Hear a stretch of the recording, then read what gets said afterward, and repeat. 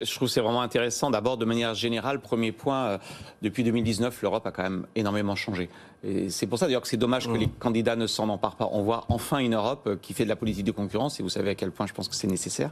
Mais il faut aussi de la politique industrielle. Les deux ne s'opposent pas, ils se complètent. Il faut même un troisième instrument, la politique de défense commerciale, mais je ne reviens pas là-dessus. Et je trouve que depuis 2019, il y a des vraies initiatives pour créer des avantages comparatifs dans des secteurs. Alors soit du rattrapage technologique, soit, et ça qui est intéressant dans son discours, il est plutôt sur la rupture technologique. Parce que le risque du rattrapage, c'est d'avoir toujours un train de retard. Donc là, l'idée, quand on regarde, il va falloir regarder concrètement comment ça se traduit, mais l'idée, c'est bien d'être à la pointe de la technologie à horizon de 5 ans, 10 ans sur les finesses de gravure. Les 2 nanomètres. Oui, alors lui, il parle de moins de 5 nanomètres, mais en tout cas, on est sur de la finesse de gravure extrêmement faible, forte. Deuxièmement, ce qui est intéressant, c'est qu'il y a cette idée de chaîne de valeur. Alors moi, j'ai toujours été un peu sceptique, mais pourquoi pas? Les Européens sont très bons en R&D. On a des laboratoires de recherche sur les semi-conducteurs, notamment l'IMEC en Belgique. On est à la pointe sur la recherche.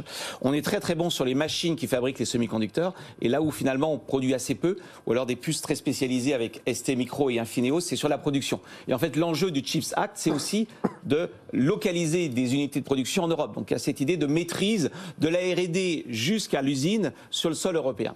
Pourquoi pas? Moi, j'ai toujours pensé que la division du travail était la meilleure des choses au monde, mais on peut comprendre aussi que pour des raisons géopolitiques, on puisse se dire, être dépendant de Taïwan et de TSMC, c'est peut-être compliqué. Et là où ça devient intéressant dans son discours, c'est qu'on pourrait lui faire l'objection, que nous avions fait d'ailleurs dans une étude pour la Fondapol avec Sarah Guillou, qui est de dire, mais attendez, si vous implantez une usine en Europe, parce que soyons concrets, c'est Intel qui va venir s'implanter en Europe. Donc vous subventionnez une entreprise américaine en Europe, ce qui n'est pas un problème. Qu'est-ce qui l'empêche, une fois qu'elle est en Europe, d'exporter sa production aux États-Unis ou ailleurs s'il y a une crise économique? Le fait d'être implanté en Europe ne signifie pas que vous allez vendre en Europe.